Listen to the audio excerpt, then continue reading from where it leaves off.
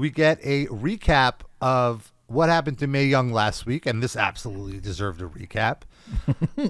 And Mark demands that Mae Young stay backstage at a monitor with Moolah there. Moolah's there now. And he says, do not come out, whatever you do. I need to take care of these two guys for what they did to you.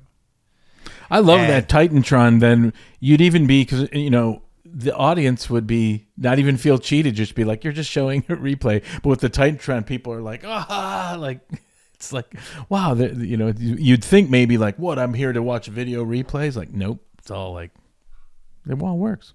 They're watching a big TV. I do love that old Titantron too. Just that it's such a nostalgic moment for me. Yeah, it's the best. So we have the Dudleys versus Mark Henry in a handicap match. You would think, why would Mark Henry get this? That's how mad he is. He has to avenge his beautiful girlfriend Mae. Brought back by popular demand. Can't keep her down. So I wanted to talk about this. So the Dudleys double team Mark Henry. Eventually, since the Dudleys have such an advantage, Bubba leaves the ring and Devon faces Mark one-on-one, and Bubba ends up backstage where he finds Mae. Moolah is gone. Maybe she went to the bathroom. Moolah, and then Bubba brings her to ringside and is like threatening her, talking all this shit to her. And they get back to ringside. He places her at ringside. He runs in the ring. They 3D Mark Henry, kind of make him look like a herb, but it's a 2-on-1. They give Mark Henry the 3D, and then they abandon the match. That's what happened. And then they drive Mae in the wheelchair up to the stage. Jim Ross, in one of his greatest calls ever, is just getting apoplectic. Like, this is an 80-year-old woman. Stop. Don't do this. No. And Devon is about to roll the whole wheelchair off the stage. And Bubba's like, no, don't do that. That's crazy. So he grabs Mae, and then in the more iconic moment than the original, power bombs her off the stage through tables on the ground. It looked great, and you can even see in one of the replays that Mae, after she does the bump, grabs Bubba's hand and like squeezes it, which is the indicator. Yeah, the Iggy's. That's what that's called. Yeah, that means like I'm okay. Yeah. Keep working. Yeah. Don't worry about me. Which I had to go back and watch that again because like what professionalism from her. Like rather than being like, am I alive? Oh, like she's like, oh, I'm fine. I'm fine. The Iggy. Yeah. Well, you need to do it, because then like what's funny is I heard I don't know how true that is. Someone said like Lons or something said like, well, back in the day they used to like kind of say like, give you an Iggy if you're hurt, you know, like tell me you're hurt, and then the ref can keep the person away. You know, but usually it's like, give me the Iggy, I'm okay. Then you can start putting the boots to someone because they're not legitimately hurt. But I guess it was reversed back in the day. Someone was like dazed and they didn't give the Iggy. So like, oh, they didn't give the Iggy, so they're not hurt. And then some started kicking them and they're like, oh, no, they are hurt. They're so hurt they couldn't give the Iggy. And then they were like, no, we should. If they don't give an Iggy, they're hurt. If they give an Iggy, they're not hurt. Oh, that's better. That makes I don't know how sense, true. Yeah. So I guess back in the day, someone was all concussed and like, didn't give the Iggy, start kicking them. No, they're hurt. So interesting. Now you just see anytime like in a ladder match or something, anytime there's a big spot, a ref immediately rushes over to the person who took the bump to give the hand to get an Iggy or get some indication. It's always a funny moment because then when the ref knows that they're okay, then they're like, then they get up and try to keep the person, stay away from him. No, I'm going to start beating him. You know what I mean? It's not like, you know, and everyone knows they're really hurt and all that kind of stuff. But then when are you going to double swerve that? When are you going to use that? Et cetera, et cetera. Everything's always, you know. You mentioned, I think you mentioned it on the show before, but I don't think you mentioned it last week, where you told Bubba he was going to be doing this, right? Yeah. Backstage? Yeah. And he just hugged me. He's like, thank you. Yeah. And I just remember like something like, what do we do with this? And I don't know, it was one of those offhand remarks like, maybe you can toss her with the wheelchair through there. It'd probably be easier and how much more dramatic. And then I just came up to him after the production meeting, and I'm like, I just said like, how'd you like to toss Mae Young through a table in her wheelchair? And then he just like, hug. So yeah, like it's interesting that you did this follow-up here, because you could have just moved on theoretically. Like, this is the first woman that Bubba attacked twice. He's a one and done. He's a one night stand kind of guy. What made you decide to revisit the Mae thing? Well, part of it was like the Mae thing. Like I said, I wanted the arc to go like, okay, if she's got to not be pregnant anymore, she should have a miscarriage, should be this heat. And like, no, it's the hand. And then I think just through grassroots people in the studio and wherever and agents, what have you, telling Vince like, no, she's just so over. It's ridiculous. She's got to come back. So then it kind of just kept coming back. And then like part of it was also like talking about like, oh, when Bubba throws people through a table, he's got that trance. And they love it because they're just like, oh, we're just continuously getting heat, so this is great. And then there wasn't like a real pattern other than like we can't push her away because she's just the whole thing is too over. So it was like, okay, how about now in a wheelchair through a table? Like, okay.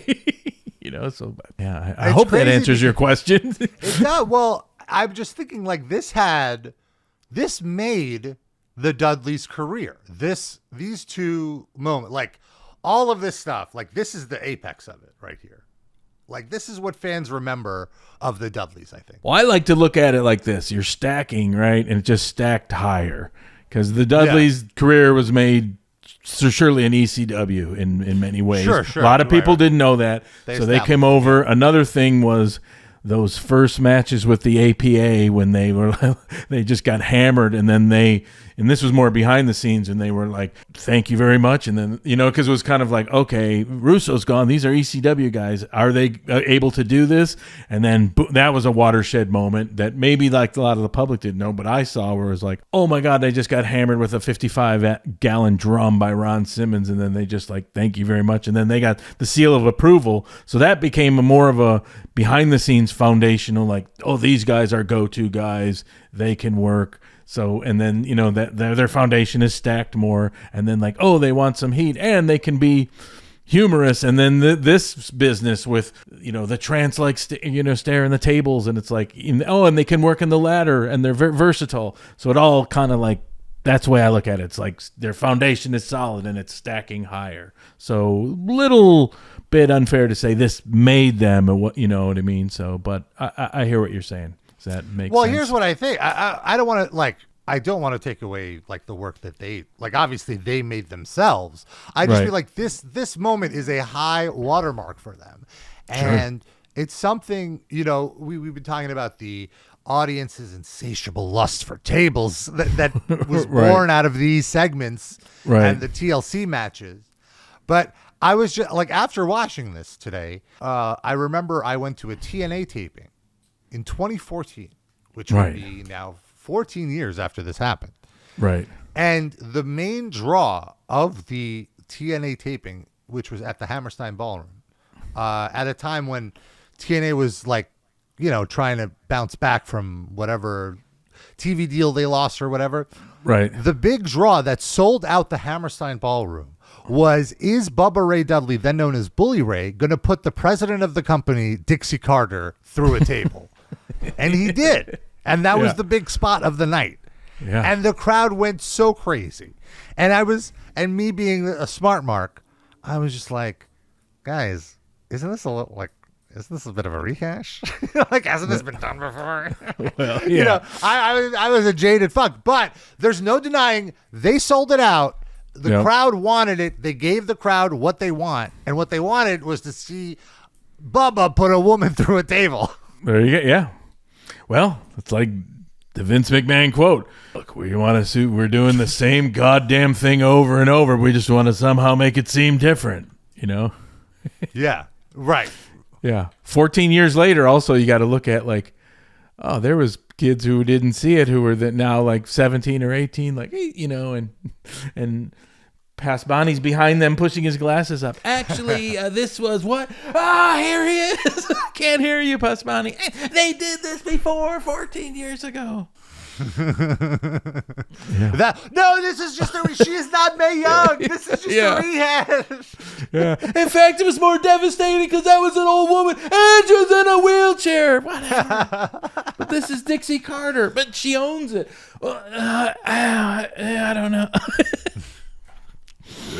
I was just blown away. Like the crowd was so hot for it. I was like, wow, they really want their luster for this. Also East Coast Dudleys. Yeah. Oh, there was a lot. There was like Thirst ECW for violence. nostalgia.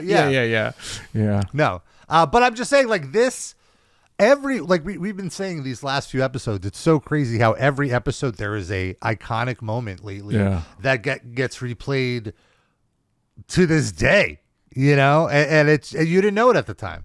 And even just thinking like that, was one of those things where I was thinking too, just like, oh my God, just the hilarious, like that's something that transcends, that could be on a news clip of like, he's putting an old woman in a wheelchair through a table, which is like, but oddly, it's even safer in a way, probably. You know what I mean? There's more, Right. This one looks safer than last week because it seemed like there was cushioning under the tables too. Yeah. So. And then there's a wheelchair and then, and they're good and everything, but it just the idea of it is just so hilarious. Like just, I think also, just, it was overindulgent. You already put her through a table. You're going to do it again? Yeah.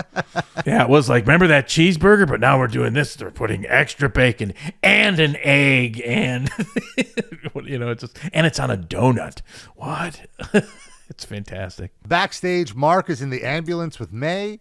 Moolah doesn't want to get in the ambulance. She kind of turns away and we're left to think, what's going on?